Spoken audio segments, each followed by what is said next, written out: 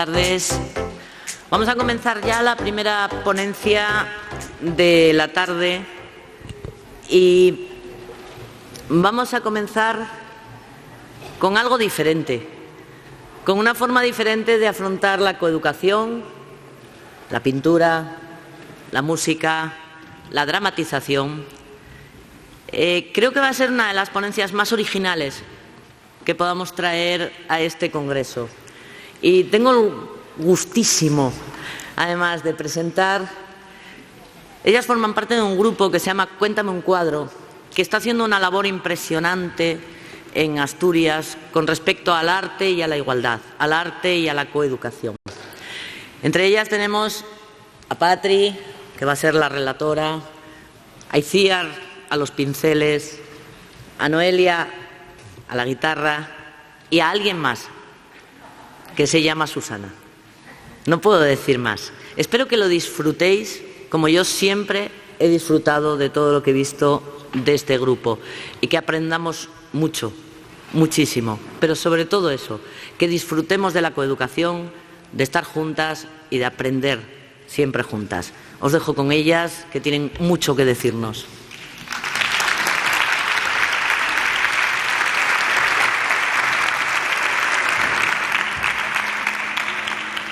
Muy buenas tardes a todas y a todos. Mi nombre es Patricia Pérez Ordóñez, soy historiadora del arte y directora de Cuéntame un cuadro. Me acompañan en el escenario mi compañera Iciar, que lo que va a ir realizando a lo largo de este rato que compartamos es el retrato de 5 mujeres. Las 5 mujeres que van a ser las protagonistas de este ratito que vamos a ocupar el escenario. También, como comentaba Marian, tenemos por ahí a Noelia, que se va a encargar de ponerle banda sonora a todo lo que va a ir pasando. Y muy prontito aparecerá mi compañera Susana. Para nosotras, antes de comenzar, es un privilegio, se lo estaba comentando ahora a Marian, compartir escenario con referentes de la coeducación. Voy a dejarles con mi compañera Noelia, que nos va a interpretar un tema propio, así yo cojo aire y relajo la emoción y enseguida volvemos. Muchísimas gracias.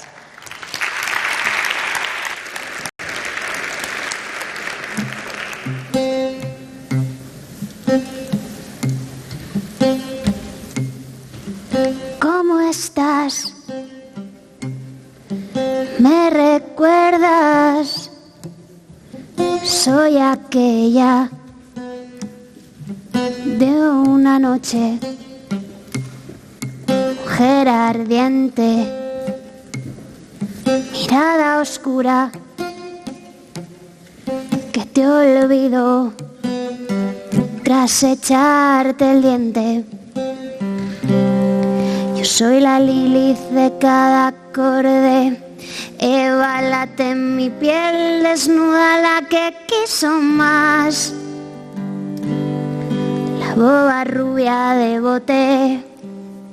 Yo soy la mala del cuento, la que no quiso ser tuya, la mentirosa, la concubina, la puta, pobre diablo. Te destrozó el corazón la Carolina. No sientes más y ahora escupes veneno en cada esquina. Y mientras yo coleccionando costillas de barro, pisando fuerte en cada escenario, cada vez que cantas la canción del verbo que se enreda entre mis labios.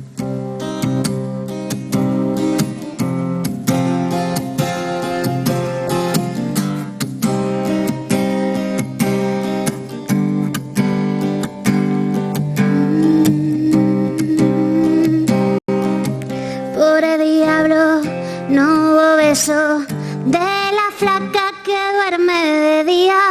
No sientes más y ahora escupes veneno en cada esquina. Y mientras yo coleccionando costillas de pisando fuerte en cada escenario, cada vez que cantas la canción del verbo que se enreda entre mis labios. Y mientras yo coleccionando costillas de barro, cada vez que me escribes una canción.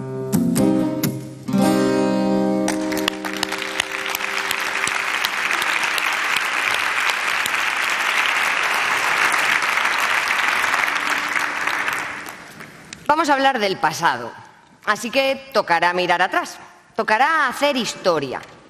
Está la historia que nos han contado o incluso la historia que nos han cantado. Noelia acaba de interpretar un tema compuesto por ella misma en la que las protagonistas de muchas canciones que hemos cantado tantas y tantas veces toman la palabra. Esas mujeres fatales, Carolina, La Flaca, mujeres ideales que han llenado canciones, pero también crónicas históricas y obras de arte. Hoy vamos a hacer memoria. Qué importante es la memoria, ¿verdad? Nos pasa que a veces se os olvida algo y nos preocupamos, ¿verdad? Decimos, ¿cómo estoy? Madre mía, mira que no acordarme de esto. ¿Cuánta importancia le damos siempre a la memoria personal y qué poquita importancia le damos a veces a la memoria colectiva? Estaremos de acuerdo en que en gran parte somos como somos hoy por lo que fuimos ayer.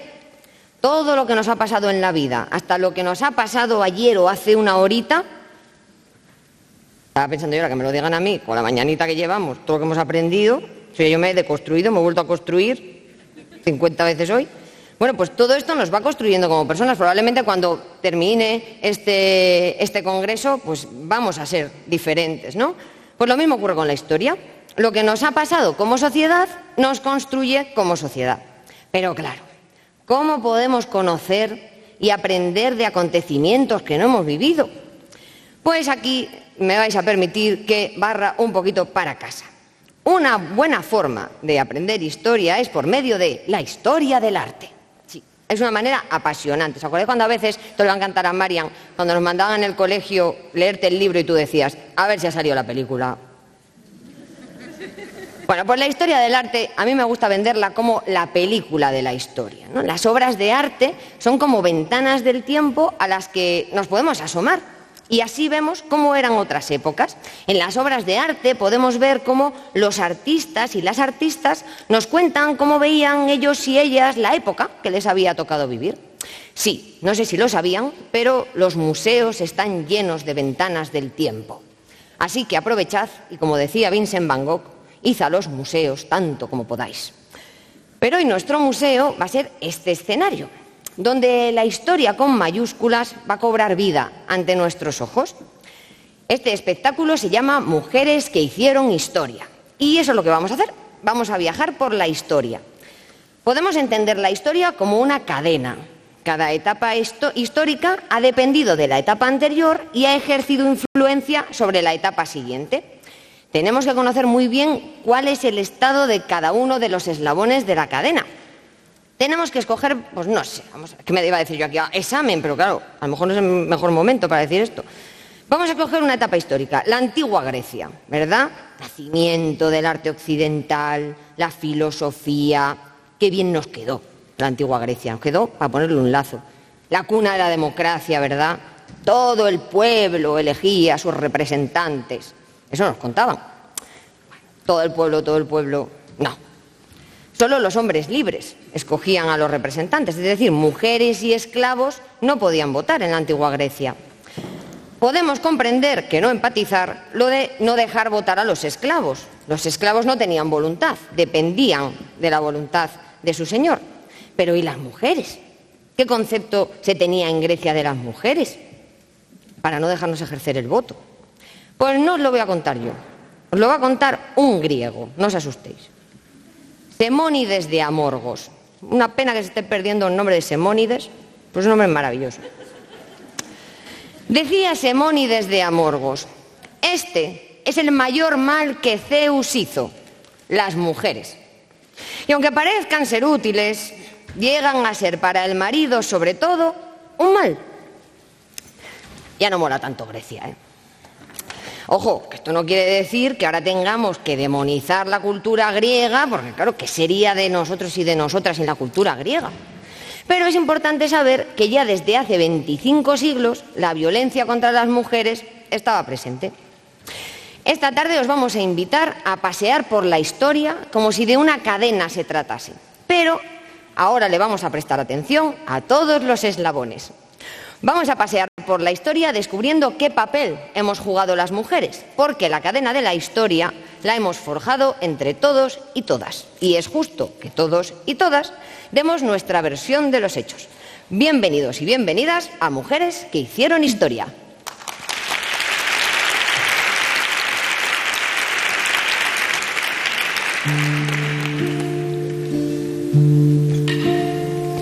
Penélope, con su bolso de piel marrón y sus zapatos de tacón y su vestido de domingo. Penélope se sienta en un banco en el andén, espera a que llegue el primer tren, meneando el abanico. Dicen en el pueblo que un caminante paró su reloj una tarde de primavera. Adiós, amor mío, no me llores, volveré antes que de los sauces caigan las hojas. Piensa en mí, volveré a por ti.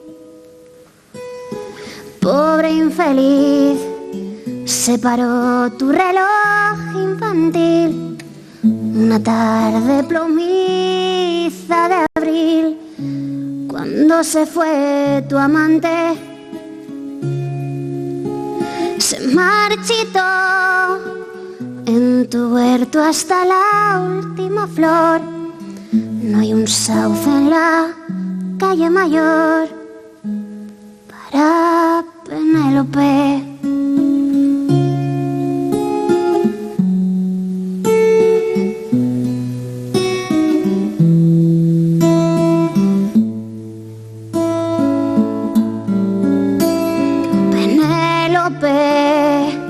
Tristeza, fuerza de esperar, sus ojos parecen brillar, si un tren silba a lo lejos. Penélope, uno tras otro los ve pasar, mira sus caras, les oye hablar, para ella son muñecos. Dicen en el pueblo que el caminante volvió, la encontró en su banco de pino verde, la llamó Penélope, mi amante fiel, mi paz. Deja ya de tejer sueños en tu mente. Mírame, soy tu amor, regresé. Le sonrió con los ojos llenitos de ayer. No era así su cara ni su piel. Tú no eres quien yo espero. Y se quedó con el bolso de piel marrón y sus zapatos de tacón, sentada en la estación.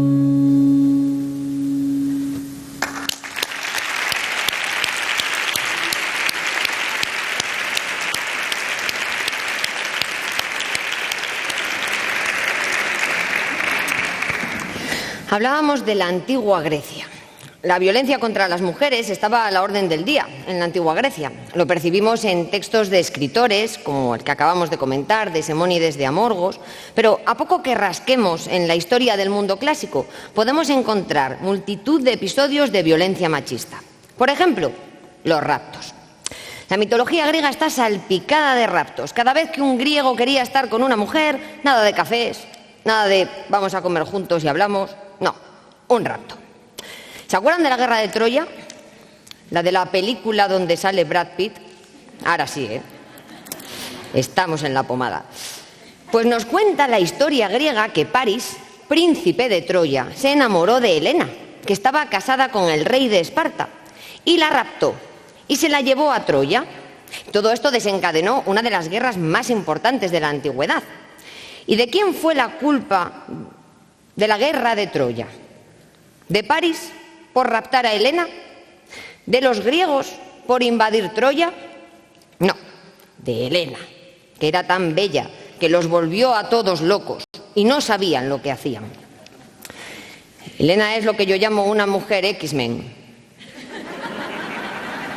Es capaz de cambiar la voluntad de los hombres. ¿Saben cuál es la kriptonita de las mujeres X-Men? El mundo laboral. Ahí, por lo que sea, no conseguimos. La equidad salarial, todas estas cosas, ahí no. Pero lo sentimental trabaja súper bien. Bueno, este es el tratamiento que a lo largo de la historia se ha dado a los casos de violencia contra las mujeres. Se ha culpabilizado a las víctimas, como Helena, o se ha banalizado con aspectos como los raptos. Porque, como ven, nadie se paró a pensar en si a Helena le apetecía o no irse de Esparta, irse a Troya, por mucho que estuviera allí Brad Pitt, esperándote. Con lo que pasó la pobre Helena y encima le echan la culpa. Pero, cuidado, no piensen que todas las mujeres eran malas en la historia griega. Había algunas que sí que salían bien paradas. Ese es el ejemplo de Penélope. Qué bonita, la canción de Serrat. Qué bien nos trabaja la metáfora Joan Manuel, cuando dice: deja ya de tejer sueños en tu mente. La historia de una mujer que pierde su vida esperando por un señor y finalmente pierde la cabeza. Precioso todo. La Penélope de Serrat está inspirada en otra Penélope, la de la literatura clásica. Hablábamos antes de Troya. Cuando termina la guerra de Troya, los héroes griegos tienen que volver a casa, Ulises incluido. Se ve que Ulises lo del GPS no lo manejaba y se tira 20 años perdido, dando vueltas, estaba aquello, bueno, tremendo, ¿no? Y su esposa, ¿qué hacía? Pues esperar. Estaba Ítaca, buenísimo. 20 años esperando. ¿Y qué hace Penélope en esos 20 años de espera? ¿Se saca un máster Penélope? No se sacó un máster, no. Se dedicó a tejer y destejer un tapiz. Algo muy productivo y enriquecedor, casi tanto como esperar en una estación de tren. Más calentito, eso sí, porque Penélope seguramente estaría junto a una chimenea, pero igual de práctico. En la antigua Grecia no querían mujeres activas, querían mujeres pasivas, como Penélope. Y esto sentó precedentes. Y de esos polvos llegaron estos lodos. De la antigua Grecia podemos dar un salto hasta la Edad Media. Porque ¿quién escribe la historia medieval?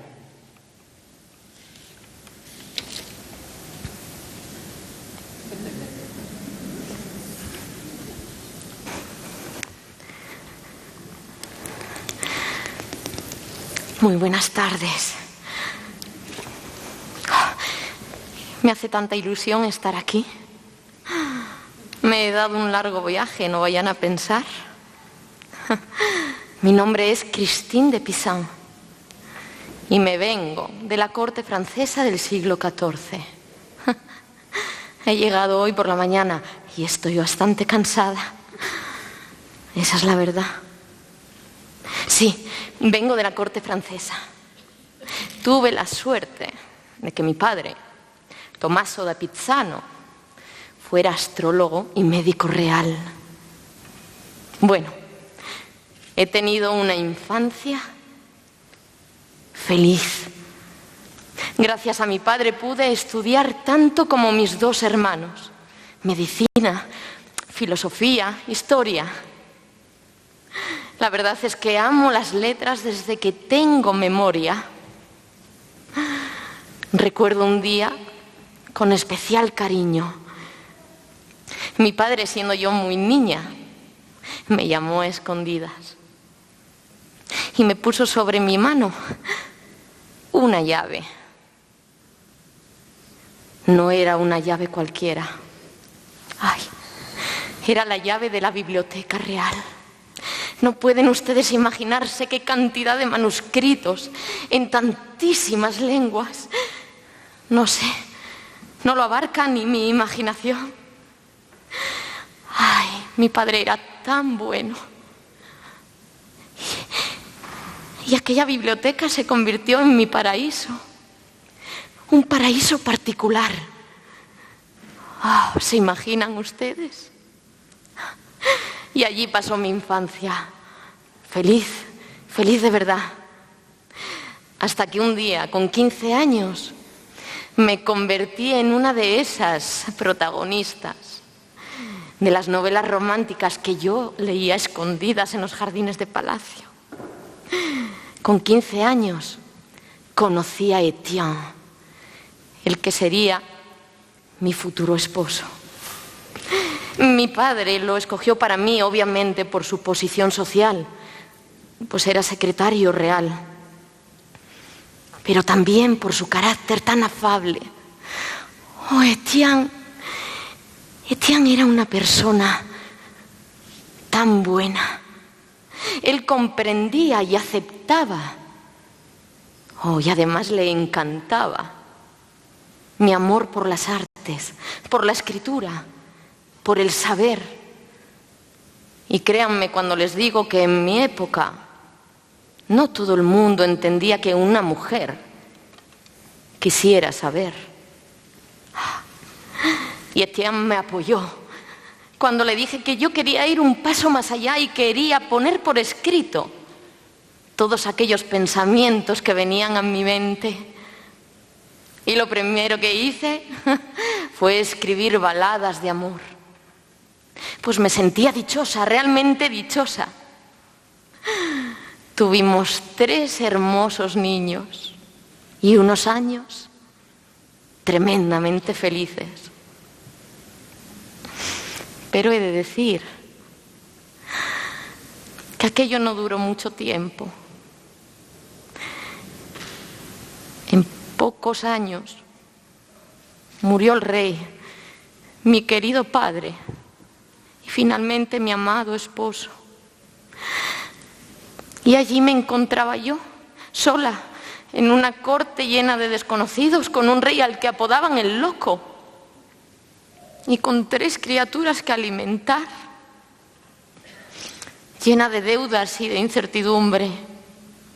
Y todo el mundo a mi alrededor me instaba a casarme de nuevo. Hágalo con Dios o con otro hombre, pero hágalo y hágalo pronto. Y realmente a mi cabeza solo venía un cantar. Sola estoy, sola quiero estar, sola me ha dejado mi fiel amigo. Sola estoy, sin compañero ni maestro. Sola estoy, desdichada y enfurecida. Sola estoy, de languidez quejada. Sola estoy, más que ninguna abandonada.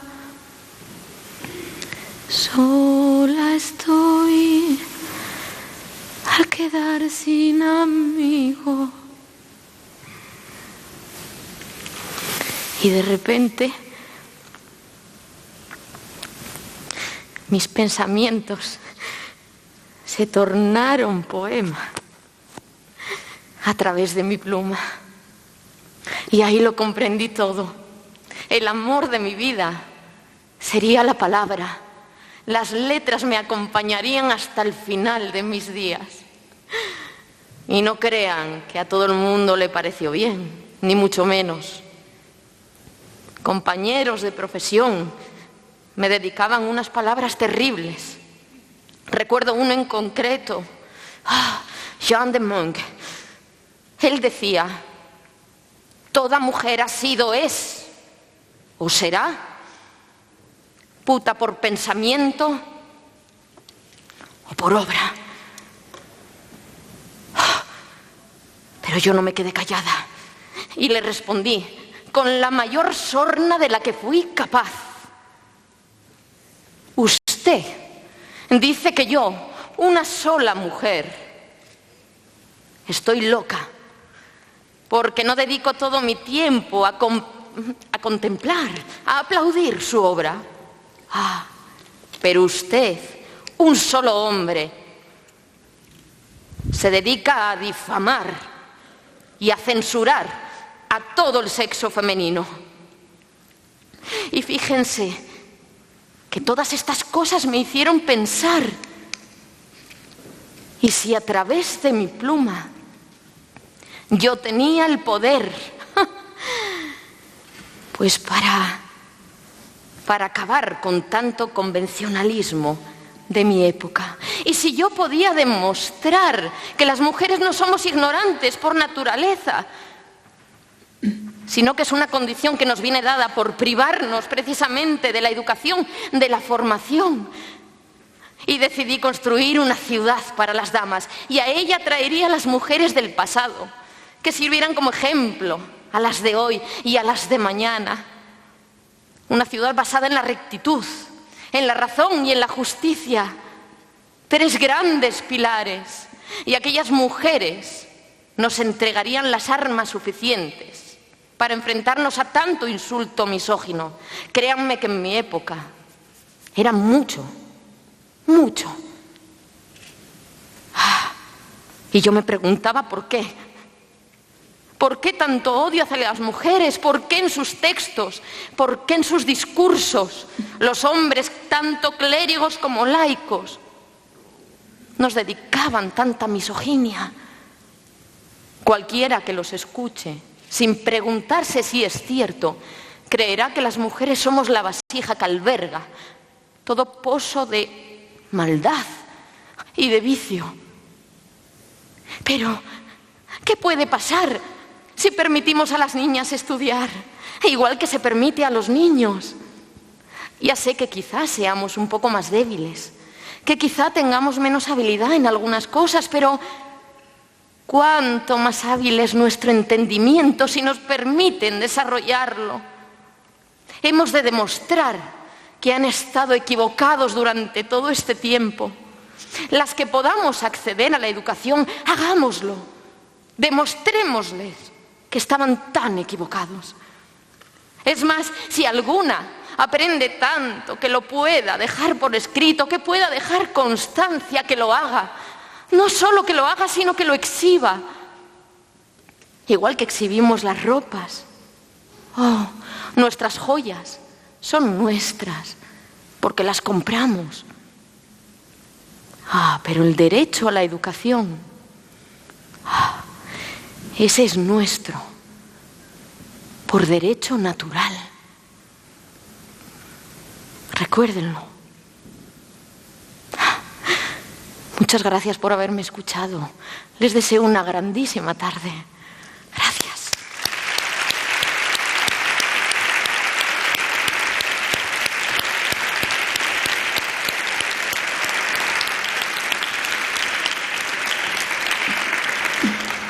No es que sea cosa de un hombre o dos, es que no hay texto que no esté exento de misoginia. Que esto parece frase sacada de un periódico de antes de ayer. Pues no, este texto, como acaban de oír, es de finales del siglo XIV y es obra de Christine de Pisan, un referente que no encontramos, hasta el momento, si no me dicen lo contrario, en ningún libro de texto. Un referente que yo no estudié en el colegio, ni en el instituto, ni creo que muchas de las personas que estamos hoy aquí. Nadie nos habló, por lo que fuera, de Christine de Pisan, pero estoy segura de que todas las personas aquí presentes hemos oído hablar de otra mujer, que esta sí que tuvo mucha presencia: Eva. En la Edad Media hubo mujeres fascinantes, acabamos de escuchar, ¿no?, como Christine de Pisan, pero se ve que no querían que cundiera el ejemplo y prefirieron contarnos otra historia, yo diría la historia de Eva. Ya lo saben, ¿no? Te vas a la Biblia, por la G de Génesis, buscas mujer y bien lo que se dice bien, no salimos. Adán y Eva en el paraíso, les da hambre, media tarde, picamos algo, no se habían creado todavía los frutos secos. Estaba el árbol prohibido con unas manzanas, y aquí voy a barrer para casa, manzanas rojinas de pomarada, una pinta. Oye, una manzanina, no, sí, hay un árbol solo del que no podemos comer. Venga, hombre, por favor, si las manzanas son muy sanas, hasta el nutricionista y la nutricionista te lo dicen. Tómate una manzana. No, venga, venga, vale. Y comen de la manzana. ¿Quién? Los dos. Y claro, les pillan. Si es el ojo que todo lo ve, les pillan. ¿Y qué hace Adán? ¿Asume su culpa? No. Adán se marca una operación de primero de jardín de infancia con su ya clásico: yo no quería, fue ella que me lió. Pues coló. Y claro, ¿no querías Pandora? Pues toma Eva. Primera mujer que llega al mundo y causante de todos los males de la humanidad, de todos. El coronavirus, la música de Maluma, todo. Y claro, esto como carta de presentación pues no fue empezar con buen pie. Esto marca, porque en la Edad Media éramos todas hijas de Eva, no te hacían prueba de ADN. Y no mola. Esto generaba ya, cuanto menos, desconfianza. Vamos a avanzar un poquito en el tiempo a ver si la cosa mejora. Y nos vamos a ir a la España del siglo XVI, porque en nuestra historia con mayúsculas también recordamos nombres de reinas, ¿verdad? Isabel la Católica, Juana de Castilla, que como saben pasó a la historia como Juana la Loca. Oye, siempre saliendo bien en la foto. ¿Pero qué ocurrió con Juana? ¿Estaba loca realmente la reina? Pues si nos vamos a las fuentes documentales, estas nos dicen que durante su juventud, cuando Juana tiene 21 años, fue una reina, abro comillas, muy cuerda y muy asentada. Fin de la cita. Otros testimonios indican: en persona de tan poca edad, no creo que se haya visto tanta cordura. ¿Qué pasó para que solo 4 años más tarde de estos escritos se empiece a dudar de la estabilidad mental de la futura reina? Pues resulta que Juana era poco amiga de misas y confesiones. Y esto, siendo hija de los reyes católicos, bien visto esto no estaba. Su esposo, Felipe el Hermoso, se encargaba de dar parte a sus reales suegros de todas las excentricidades de su señora esposa. No hay que olvidar que Felipe iba a ser tan rey como ella. Y si nos quitábamos a Juana de en medio, pues el Hermoso se quedaría de Rodríguez en el trono español una vez que sus majestades católicas falleciesen. A la joven Juana no le sentó nada bien la vida en Flandes, donde tenía que convivir con un marido que le era infiel constantemente y del que estaba completamente enamorada. Su madre, Isabel, había consentido las constantes infidelidades de su esposo Fernando, que era católico, pero para lo que le interesaba. Pero Juana no estaba dispuesta a seguir los pasos de su madre y llegó a replicar a su confesor, cuando éste le restó importancia a las infidelidades de su esposo: Juana, chica, de verdad. Y ella le dijo: yo las aceptaré, si a mí también se me permite ser infiel. A Fray Tomás de Matienzo, confesor de la reina, la propuesta no lo acabó de convencer. Dijo: no lo veo, Juana. Bueno, no fue así. No fue así. No fue así, perdonad. Fray Tomás le escribió una carta a los Reyes Católicos donde les dijo que su hija tenía el corazón duro y crudo y sin ninguna piedad. Un poquito diferente a lo que yo les estaba contando. Poco tiempo tuvo Felipe el Hermoso para seguir siendo infiel y hermoso, porque falleció muy joven. Esto que no salga de aquí, por favor, dicen las malas lenguas que envenenado por su suegro Fernando, el católico por momentos. Claro, esta muerte prematura pues acabó por rematar la salud de la reina, ¿no? El padre de Juana, Fernando, nuestro amigo ya podemos decir, decidió encerrar a Juana. Y la encerró cuando tenía 30 años, en una casona de Tordesillas, estrechamente vigilada por funcionarios de su confianza que estaban autorizados a darle soga, es decir, a maltratarla. Y designó heredero a su nieto, el futuro Carlos V. Juana vivió 46 años confinada en Tordesillas. 2 meses y medio estuvimos. No vamos a hacer balance. Claro, los años que le quedaron de vida en una habitación sin ventanas. Y dirán, bueno, pero luego llegó su hijo a reinar, ¿verdad? Y todo mejor. No. Su hijo Carlos nunca suavizó las condiciones de confinamiento de su madre. Incluso ordenó que la obligaran a asistir a misa y confesión. Pero Juana seguía evitando la religión, por lo que en la corte se llegó a insinuar que la reina podía estar endemoniada, porque esto antes se arreglaba mucho así. Te diagnosticaban un endemoniamiento. Y claro, he hablado yo todo el rato de la reina. Digo la reina porque aunque su hijo Carlos V fue quien ejerció como rey, las Cortes de Castilla nunca declararon incapaz a Juana, ni le retiraron el título de reina. Juana de Castilla no nació loca. Su historia nos habla de una mujer que decidió pensar y actuar por su cuenta. Una mujer con voluntad a la que terminaron encerrando y que pasó a la historia como la reina loca. Que, por cierto, el mito de Juana la loca se gestó en ese maravilloso siglo XIX del que nos hablaba antes la compañera, que nos quedó el siglo XIX para ponerle un lacito también, ¿eh? El siglo XVI, en el que vivió nuestra reina Juana, no quería mujeres con voluntad, quería mujeres sumisas, que se sometieran a la voluntad del hombre. Pero claro, ¿dónde busco yo historias de mujeres sumisas, de mujeres sin voluntad? Es verdad, ¿han estado atentas? En la Grecia clásica teníamos un montón. ¿Os acordáis de los raptos? Pues Ovidio, en sus Metamorfosis, nos habla de otro, el rapto de Dafne. En este caso, Dafne se resistió ante la voluntad del hombre, a saber, en este caso, el dios Apolo. ¿Y cómo terminó Dafne? Convertida en laurel. En el siglo XVI, contemporáneo de la reina Juana, el gran poeta Garcilaso de la Vega retoma el mito clásico en uno de sus famosos sonetos. Por si había alguna Dafne con ganas de salir corriendo, pues que se le fueran quitando. Les leo el soneto.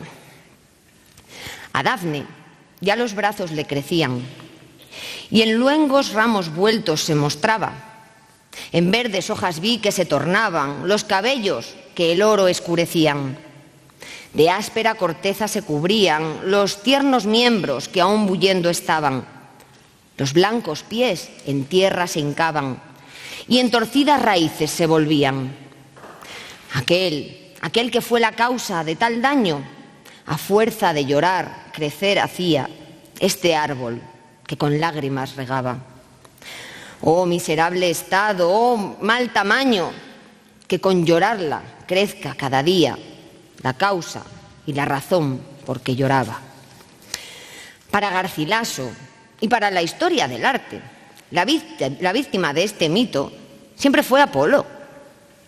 Pero hoy Noelia nos va a cantar la otra parte de la historia.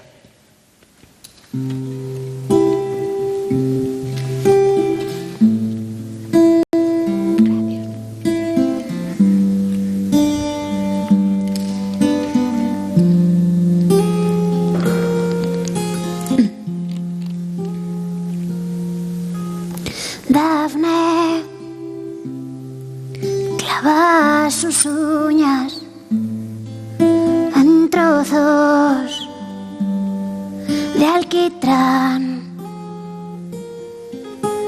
Dafne se muerde la lengua si vuelve a besar y muerde con fuego y sueña otro cuento en otro lugar para seguir latiendo.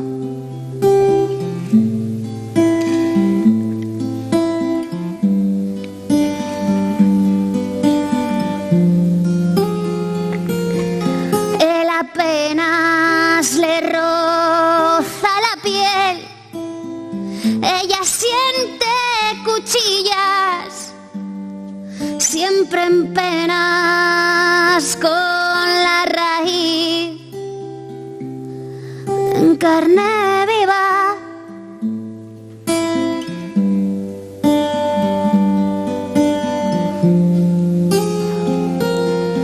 Él arrasa con viento y marea, ella escupe silencio.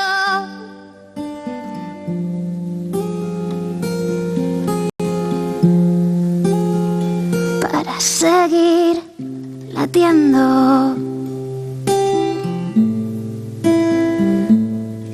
para seguir latiendo, para pintar frontera alrededor de su cuerpo y crecer laurel en flor,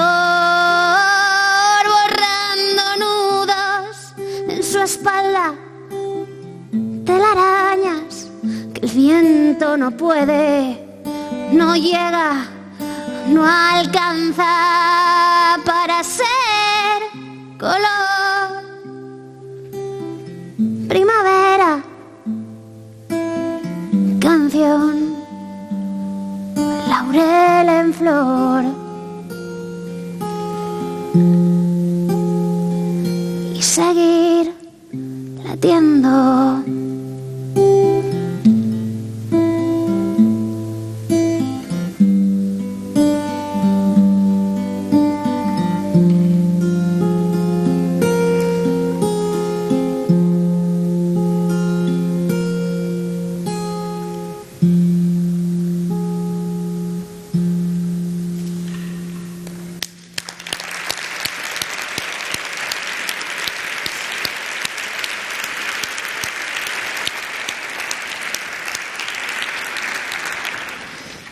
No cambiamos de siglo, seguimos en el siglo XVI.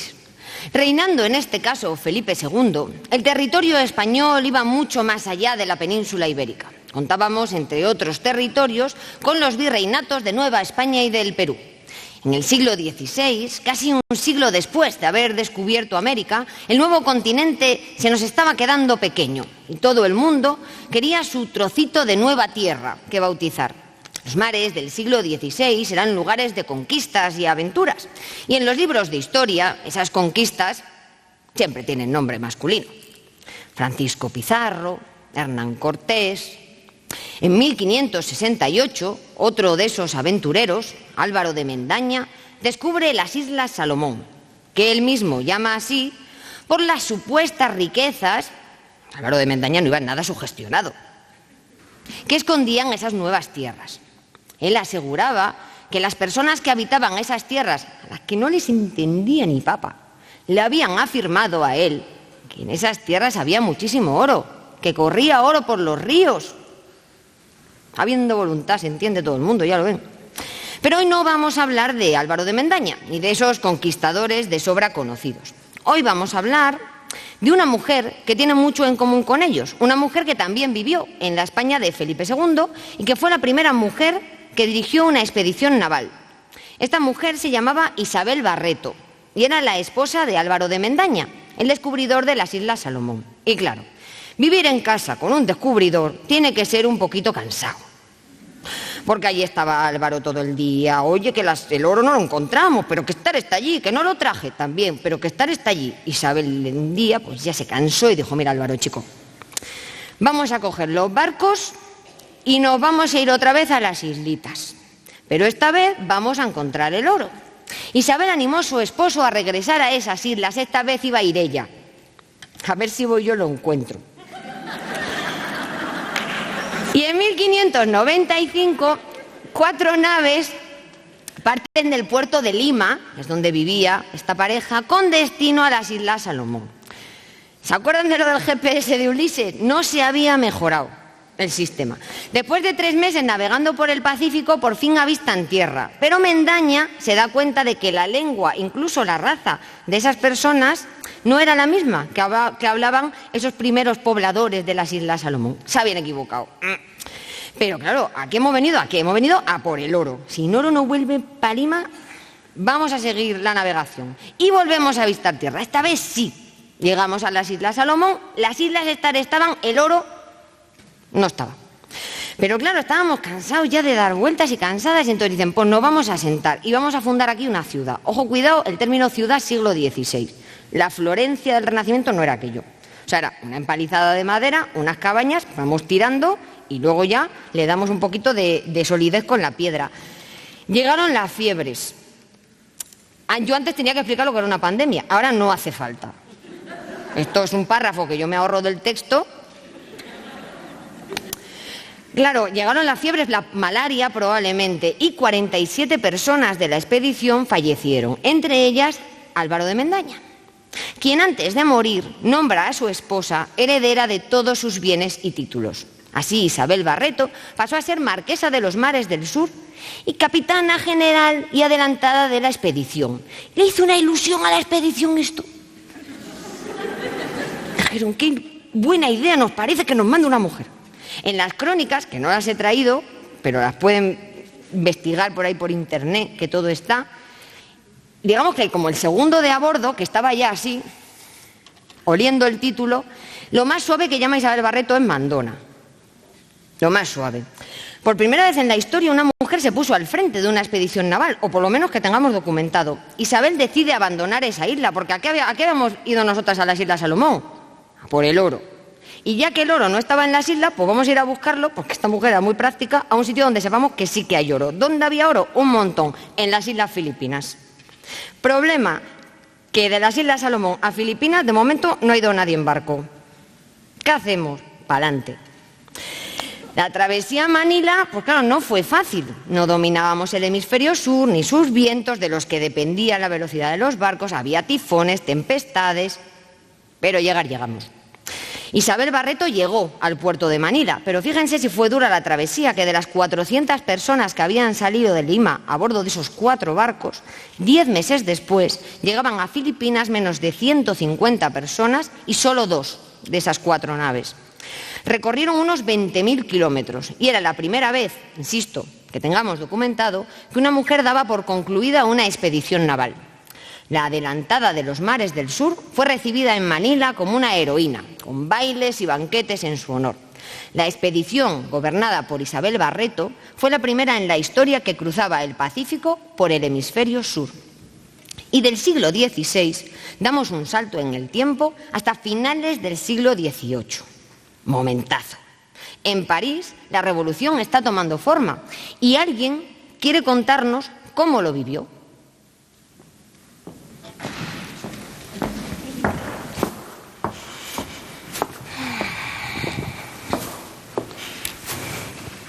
Muy buenas tardes. Mi nombre es Marie Gus y seguramente no les diga nada.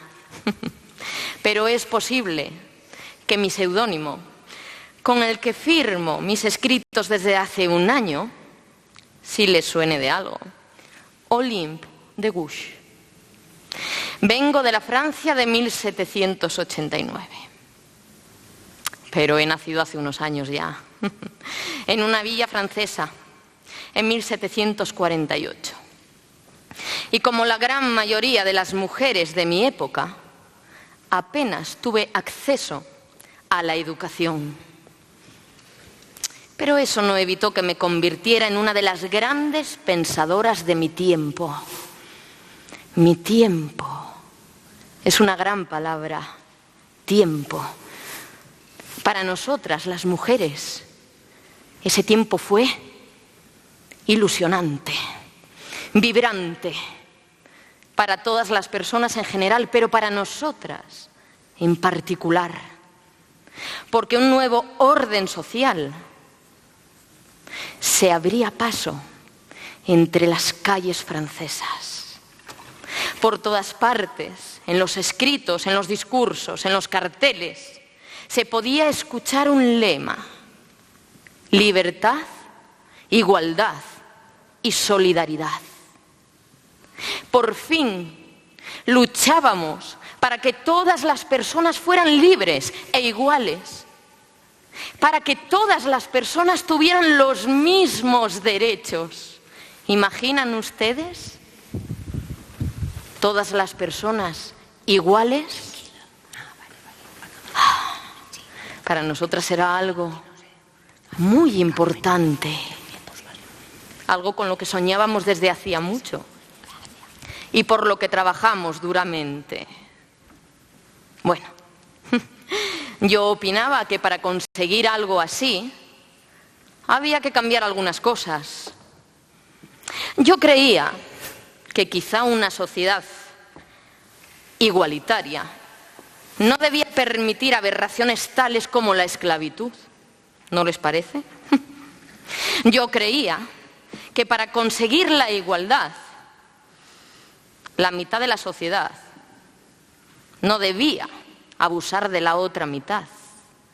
Para que fuera todo justo, la riqueza de unos pocos no debía estar sentada en el desprecio del prójimo.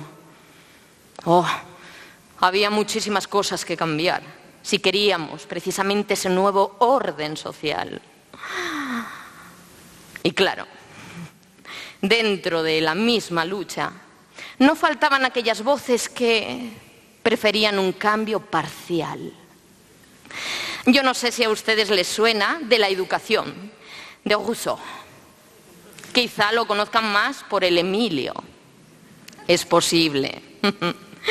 Bueno, compañero de revolución contemporáneo. Él habla en su Emilio de la educación del hombre. Él asegura que el hombre es bueno por naturaleza y que es la sociedad, el devenir de los años y de la vida, el que lo corrompe. Y por supuesto, explica cómo debería ser esa educación para que ese cambio no se produzca, para que el hombre vaya siempre por el camino correcto. Por si ha pasado desapercibido, el hombre, porque en ningún momento habla de las personas, en ningún momento él hablaba de las mujeres. Aunque sí es verdad que dedica un episodio a la educación que debemos recibir cuando Emilio se casa con Sofía. Él asegura que la educación de la mujer ha de estar supeditada a la del hombre. Oh, Rousseau.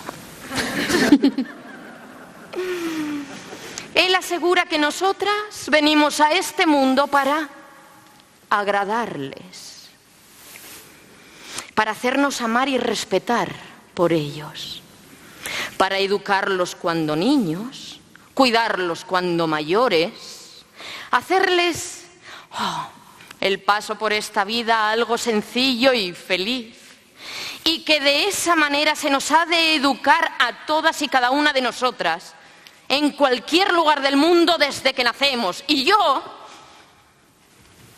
pregunto a Rousseau y a tantos hombres que como él piensan: hombre, ¿eres capaz de ser justo?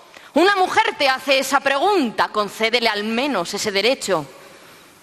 ¿Qué te da imperio soberano para decidir sobre mi sexo? ¿Qué te da imperio soberano? Y aún hoy no he obtenido respuesta.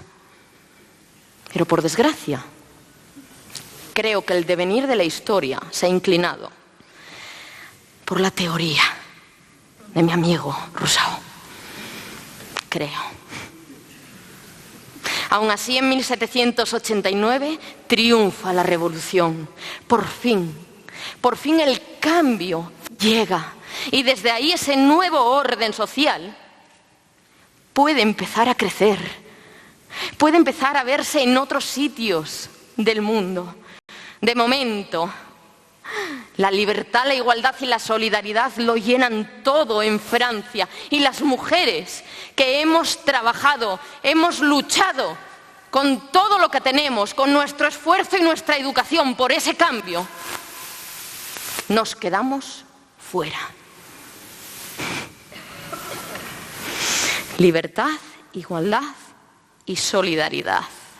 Se tornó libertad, igualdad y fraternidad, que no es otra cosa que la hermandad de los hombres. A las mujeres, una vez más, se nos deja fuera.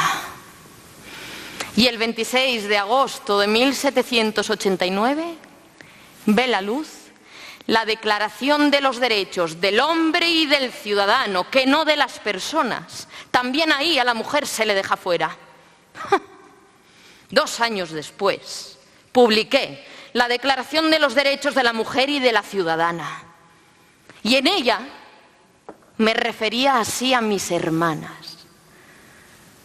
Mujeres, hijas, hermanas, madres, todas representantes de la nación, exigen ser reconocidas en Asamblea Nacional por considerar que obviar, negar o despreciar los derechos de la mujer son los únicos males de esta sociedad y la causa de la corrupción de los gobiernos.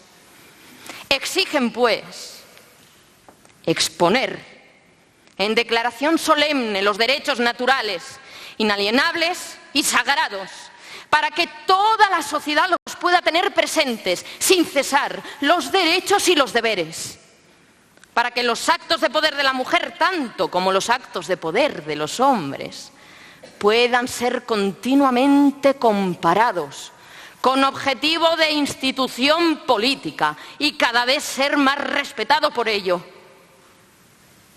para que las reclamaciones de la mujer, de una vez, estén basados en derechos naturales, sencillos. ¿Para qué? Para conservar las buenas costumbres sociales, la Constitución, la felicidad de todo. Si a la mujer se le permite subir al cadalso, también se le debe permitir subir a la tribuna. Despierta, mujer. El arrebato de la razón se hace oír en todo el universo. Reconoce tus derechos. Buena tarde.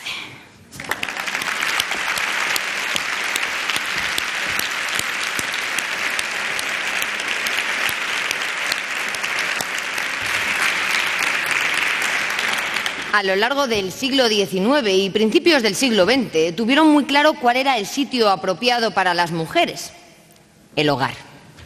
En muchos textos de la época se habla de las mujeres como ángeles del hogar. Considero a las mujeres escritoras, juristas y políticas tan absurdas como monstruos, poco más que terneros de 5 patas. La mujer artista ya es meramente ridícula. ¿Quién fue capaz de pronunciar esta frase? ¿Pérez Reverte? ¿Un cuñado en la cena de Nochebuena? No. Fue el gran artista impresionista Renoir. Renoir, y ojo, no era cosa de Renoir nada más. La sociedad del siglo XIX se encargó de decir a las mujeres lo que debían y sobre todo lo que no tenían que hacer. Y claro, ¿cómo nos convencen a las mujeres para que nos quedemos en casa sí o sí cuando veníamos de un siglo tremendamente reivindicativo como era el siglo XVIII? Pues muy fácil. De lo que no se habla, no existe. La historia de los eventos, la historia tradicional, la historia con mayúsculas, se reescribe en el siglo XIX.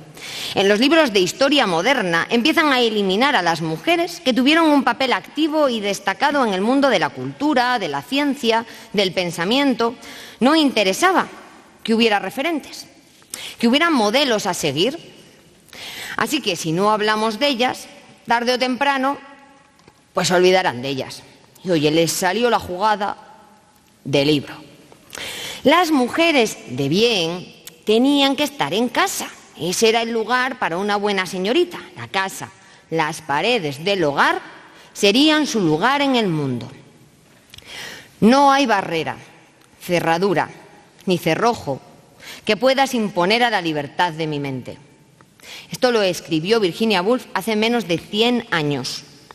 En el siglo XIX no solo nos dijeron dónde teníamos que estar, tuvieron el detalle también de comentarnos cómo nos teníamos que sentir. Las mujeres teníamos que ser sensibles, cariñosas, afectuosas, y toda aquella que se saliera de la norma estaba loca, como Juana. Habían pasado más de 300 años desde la muerte de Juana, y a las mujeres que no hacían lo que se les exigía, se les seguía tachando de locas. De hecho, en el siglo XIX se crearon sanatorios mentales específicos para mujeres. Se ve que este siglo especialmente represivo con la mujer, fíjate tú qué coincidencia, que hubo una pandemia de locura que solo afectaba a las mujeres, virus que entienden de género. Nos acercamos al final del evento, pero no quiero yo dejarles en este siglo tan complicado para ser mujer, así que si les parece vamos a terminar nuestra historia en el siglo XX, que aunque, como decía la compañera, sea el siglo pasado, nos pilla así como muy de cerca. Vamos a ver si mejora la cosa. Miren, hemos visto que el recorrido por la historia no ha sido fácil para las mujeres y, como decíamos antes, pues de esos polvos vienen estos lodos. En el siglo XX la cosa va cambiando poco a poco. Encontramos mujeres que deciden ingresar en las academias de arte, que estuvieron todo un siglo vetadas para ellas. Y si les parece, yo voy a barrer para casa y voy a cerrar con una española, que nos va a quedar esto así como muy armadito. Una mujer que se convirtió en uno de los referentes artísticos más importantes del siglo XX. Lo llevamos aquí en la camiseta. Una persona que fascinó a toda la generación del 27, que consiguió que Lorca dijera que sus cuadros eran los que había visto pintados con más imaginación, emoción y sensualidad, que Ortega y Gasset le dedicó la primera exposición monográfica de la Revista de Occidente, una persona a la que André Breton, el ideólogo del surrealismo, compró un cuadro. Es un currículum.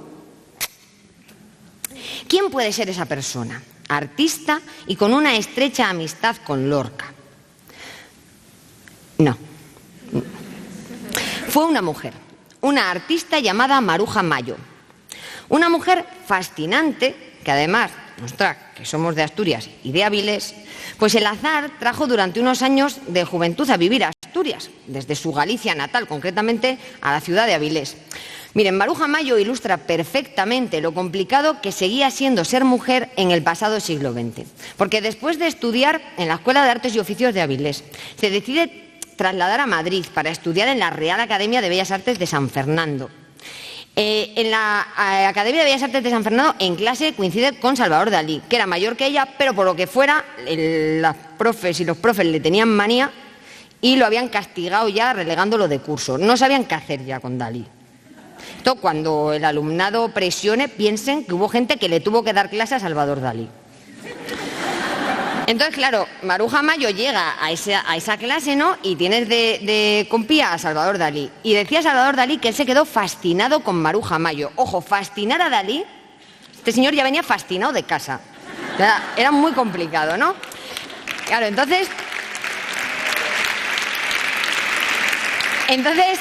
Dalí, que era un ser de compartir, decide llevarse a Maruja Mayo a la residencia de estudiantes para presentarle a Lorca, a Buñuel, y juntos forman un cuarteto de 4 inseparable. Siempre nos vendieron, a mí la primera, la tríada, ¿no? Dalí, Lorca, Buñuel. Bueno, pues esa tríada nunca fue una tríada, siempre fue un cuarteto que vivió esa efervescencia cultural del Madrid de los años 20 y los años 30. Con el estallido de la Guerra Civil, la artista se ve obligada a exiliarse por miedo a represalias, ya que había formado parte de las misiones pedagógicas del Gobierno de la República. Y así, la mujer que consiguió que Ortega y Gasset le dedicara la primera exposición monográfica de la revista de Occidente, que le vendió un cuadro al ideólogo del surrealismo, André Breton, que fascinó a toda la generación del 27 y que fue aplaudida por la crítica internacional de su época, fue olvidada. Porque de lo que no se habla, no existe. Maruja Mayo fue contemporánea de otra mujer, una mujer fundamental en nuestra historia, la mujer dueña de estas palabras. Tenéis el derecho que os ha dado la ley que hicisteis vosotros, pero no tenéis el derecho natural fundamental, que se basa en el respeto a todo ser humano. Dejad que la mujer se manifieste. Clara Campoamor leía estas palabras el 1 de octubre de 1931, el día que las Cortes españolas aprobaban el derecho de las mujeres a votar. Pues fíjense que no hace tanto, ¿verdad? Que gracias a mujeres como Clara Campoamor nuestro voto cuenta. Seguro que han oído muchas veces, ¿no? ¿Qué le voy a contar? La lucha por la igualdad, eso es una moda actual. Pues no, pues es una reivindicación histórica. Y no, sorpresa, no lo hemos conseguido. Qué disgusto más grande. Ahora estaría bien que hicieran, no me digas, ¿no? No, hemos logrado muchas cosas, faltaría más, ¿no? Pero un problema de siglos no se arregla en 2 días. Un problema de siglos, como es la desigualdad, se arregla poniéndole todas las ganas. Todos los medios económicos, políticos, sociales, todos y todas somos responsables de que el cambio se produzca. Por medio de este paseo por la historia, hemos querido hablar de todos los eslabones de la cadena, para que ninguno se quede fuera, para que seamos conscientes de cuál ha sido el pasado, para poder entender mejor el presente. Cerramos con una fecha, el jueves 8 de marzo de 2018. Ahí, un nuevo relato empezó a tomar forma. Un relato que no quería dejar fuera a la mitad de la historia. No lo olviden, la cadena de la historia la formamos todos y todas. Nos debemos una historia integrada, una historia de hombres y mujeres contada por hombres y mujeres, porque la historia la hemos forjado entre todos y todas. Les voy a dejar, antes de despedirme, con mi compañera Noelia, con una canción que, como las anteriores, salvo la Penélope de Serrat, ella misma ha compuesto, donde nos habla de cómo vivió ella ese jueves 8 de marzo de 2018. Somos Cuéntame un cuadro y queda mucho arte que contar. Muchísimas gracias.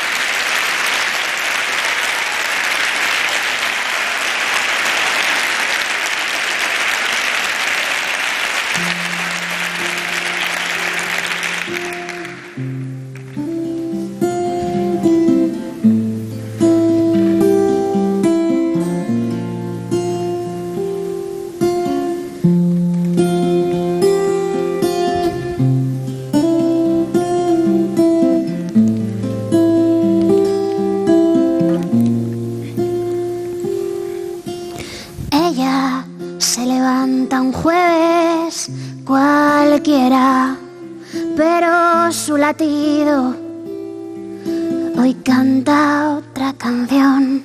Se cansó de ser princesa, ser hermana. Nadie va a decirle que hoy no tiene la medida exacta de su talla.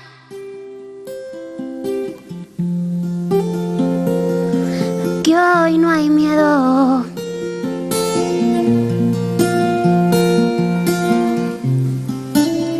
no hay dolor, y arde y quema en su voz toda la fuerza de miles de guerreras.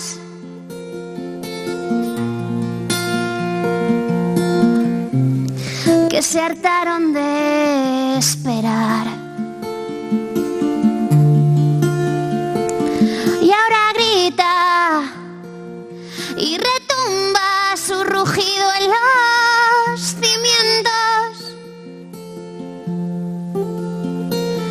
de este mundo anciano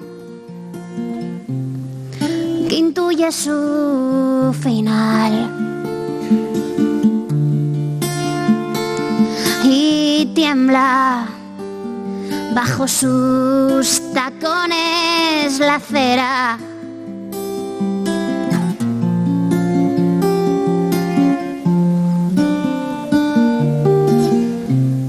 Hoy nos sobran las banderas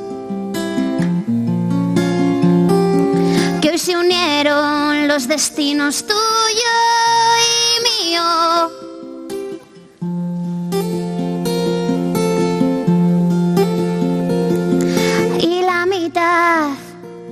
De la historia se cansó de callar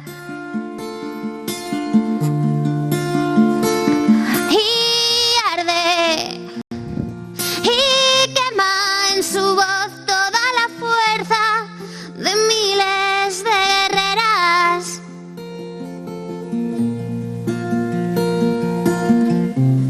que se hartaron de esperar.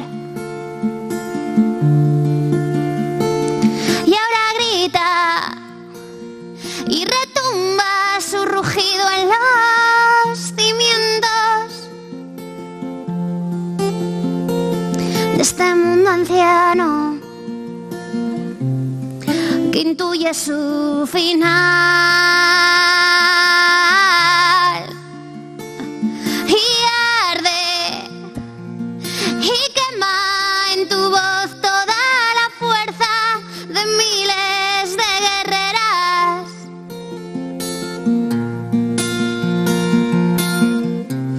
nos hartamos de esperar.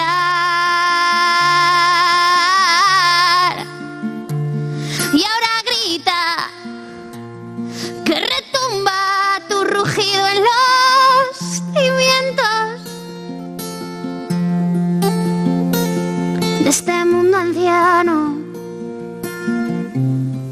que intuye su final. Ella se levanta un jueves cualquiera, pero su latido hoy canta otra canción.